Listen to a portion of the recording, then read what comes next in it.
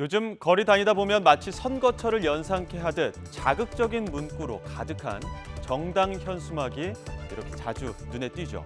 내용을 살펴보면 부동산 문제 해결하겠습니다. 국민 어려움 해결하겠습니다. 이런 민생에 가까운 내용이라기보다는 여야가 서로를 헐뜯는 원색적인 비방들이 더 많습니다. 특히 국회 앞 거리에는 그야말로 현수막 대전이 벌어지고 있는데요.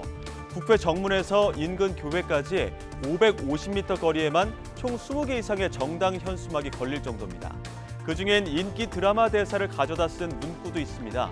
민주당은 정순 심판 더 글로리, 연진아 네 아빠도 검사니 라며 정부 여당을 저격하고 있고, 국민의힘은 이재명판 더 글로리, 죄 지었으면 벌 받아야지 라고 맞받는 내용이 나란히 걸려 있습니다.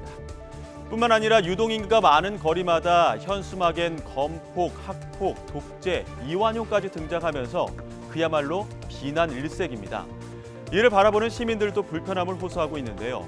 현수막이 신호등이나 가게 간판을 가리다 보니 길을 걷는 것도 운전하는 것도 불편한 건 물론이고 가게 영업에 지장이 크다는 자영업자들의 하소연도 있습니다.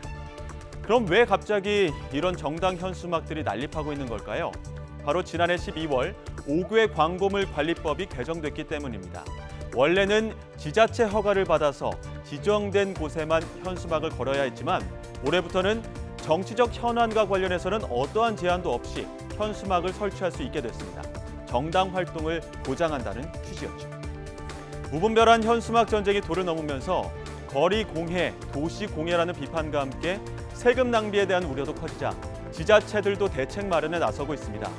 서울시는 현수막 게시 관련 사항을 제한할 수 있도록 국회와 정부에 5개 광고물법 시행령 개정을 건의하겠다고 밝혔고, 인천, 경남 등 일부 다른 지자체들은 이미 행안부에 시행령 개정안을 전달했습니다.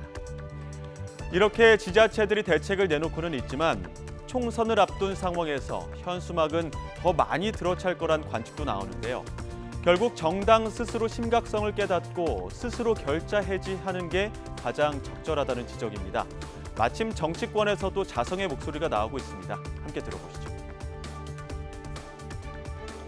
어떤 곳에서는 킥보드를 타던 대학생이 현수막 줄에 목이 걸리는 그런 사고까지 있다고 합니다. 각 당이 우선 좀 자제해야 할 것이고 필요하다면 개정으로 이런 일이 생겼습니다마는 재검토해서 이런 것이 남발되지 않도록 하는 것이 필요할 것 같습니다. 안 그래도 여야의 정쟁으로 국민들이 짜증스러워하는데 보이는 곳곳마다 인신공격, 비방형의 그런 이 현수막들이 내걸리는 것은 국민들에 대한 도리가 아닌 것 같습니다. 한번 재검토하도록 그렇게 하겠습니다.